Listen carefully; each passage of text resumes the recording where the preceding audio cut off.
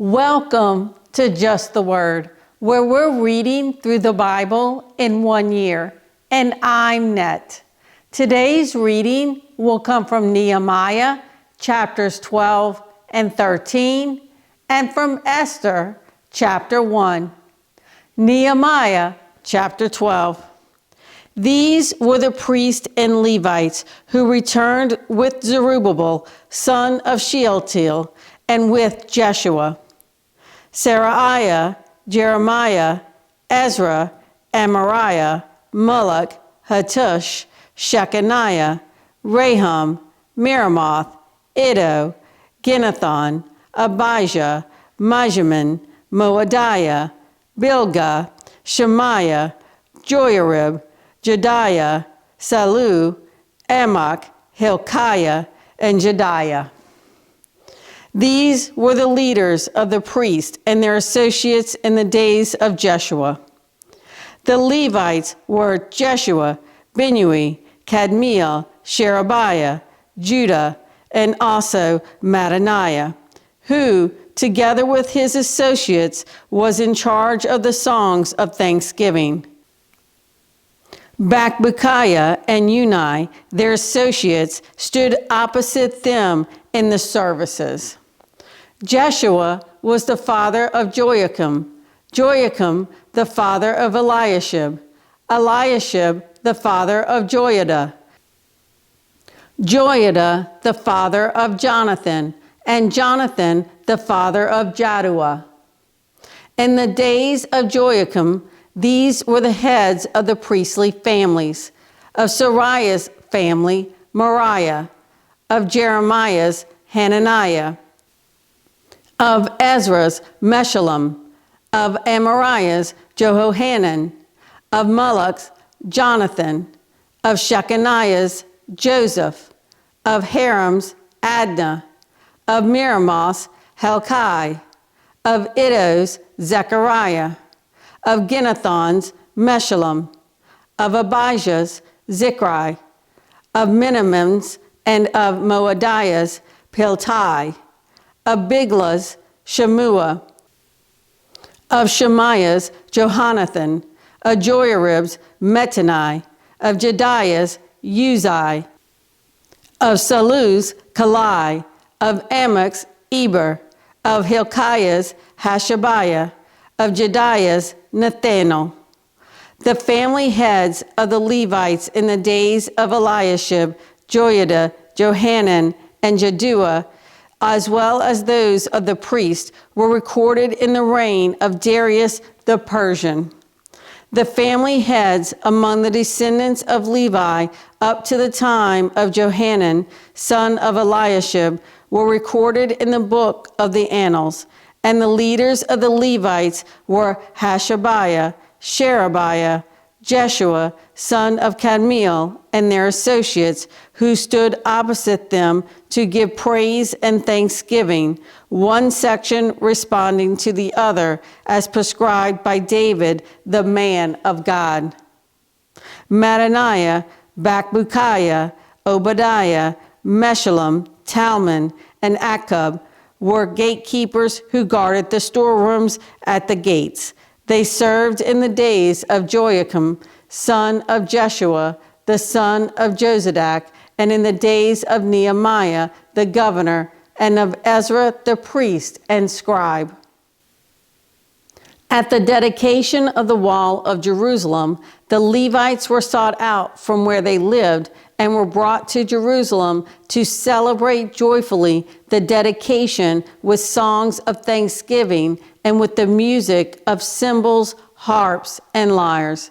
The singers also were brought together from the region around Jerusalem, from the villages of the Netophathites, from Beth Gilgal, and from the area of Geber and Asmaveth, for the singers had built villages for themselves around Jerusalem.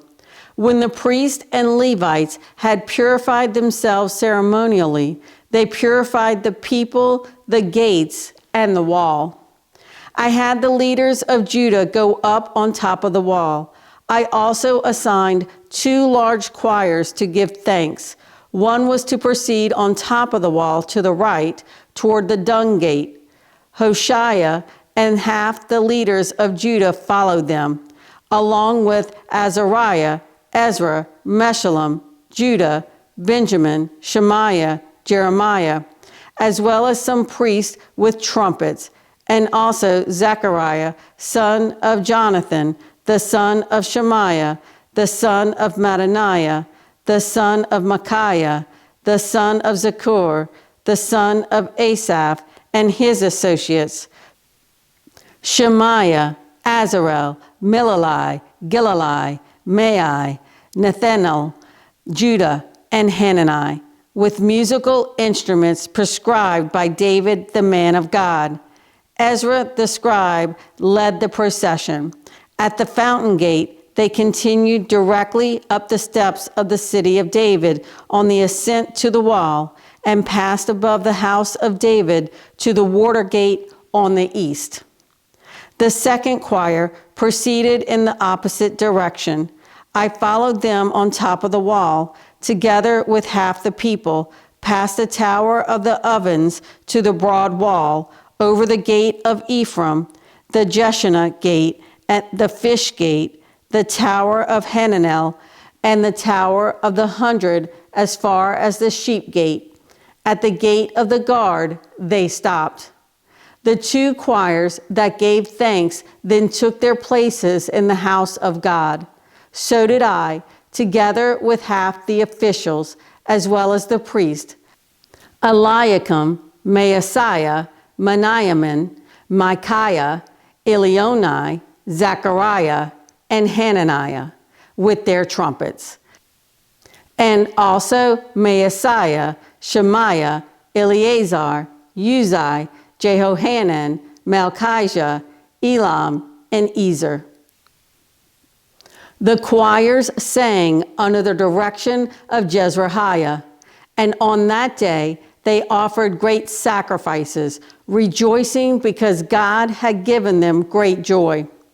The women and children also rejoiced. The sound of rejoicing in Jerusalem could be heard far away.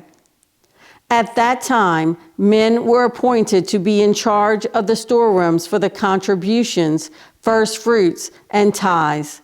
From the fields around the towns, they were to bring into the storerooms the portions required by the law for the priests and the Levites, for Judah was pleased with the ministering priests and Levites.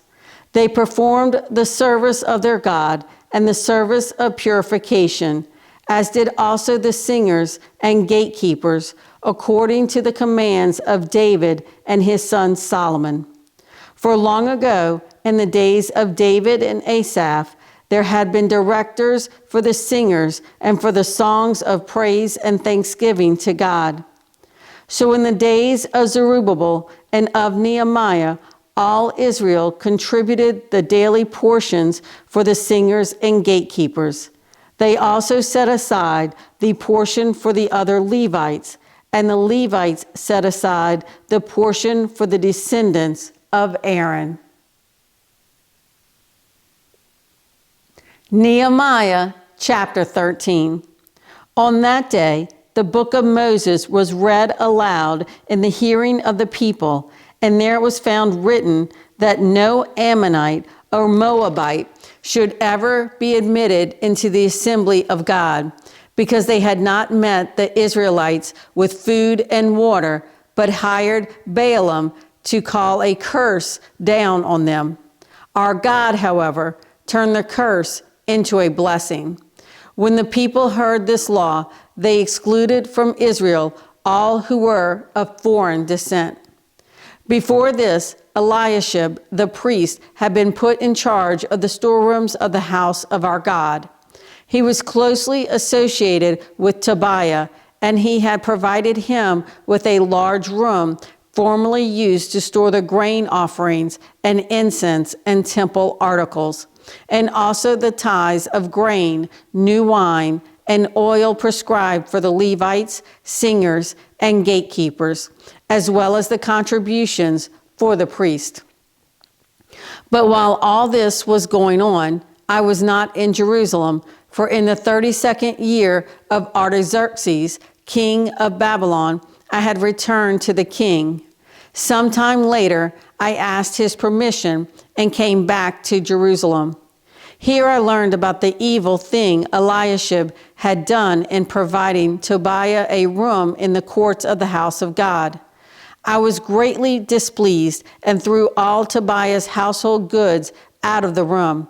I gave orders to purify the rooms, and then I put back into them the equipment of the house of God, and the grain offerings and the incense. I also learned that the portions assigned to the Levites had not been given to them, and that all the Levites and singers responsible for the service had gone back to their own fields. So I rebuked the officials and asked them, "Why is the house of God neglected?" Then I called them together and stationed them at their post. All Judah brought the tithes of grain, new wine, and oil into the storerooms. I put Shelemiah the priest, Zadok the scribe, and a Levite named Pedaiah in charge of the storerooms, and made Hanan, son of Zaccur, the son of Mattaniah, their assistant, because these men were considered trustworthy. They were made responsible for distributing the supplies to their brothers.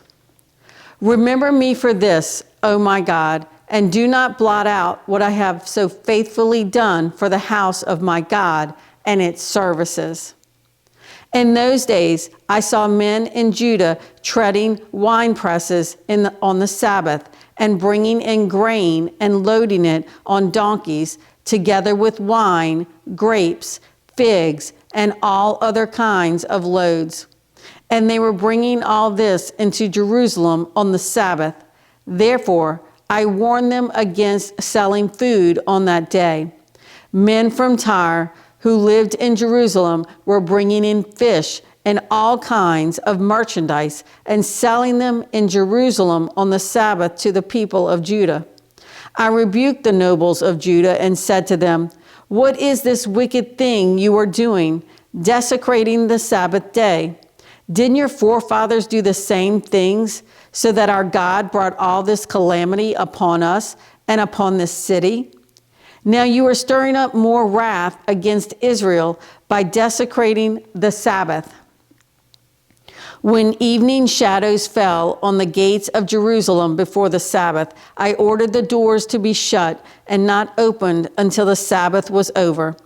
I stationed some of my own men at the gates so that no load could be brought in on the Sabbath day.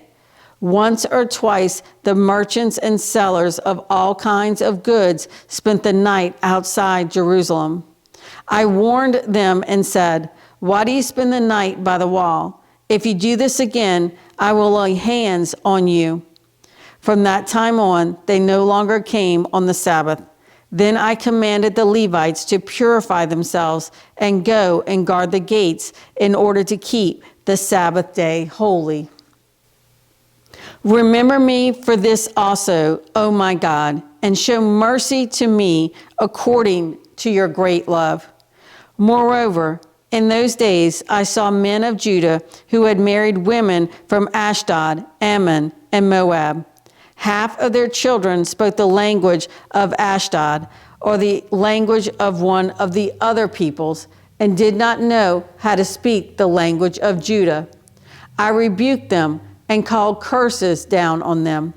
I beat some of the men and pulled out their hair. I made them take an oath in God's name and said, "You are not to give your daughters in marriage to their sons, nor are you to take their daughters in marriage for your sons or for yourselves."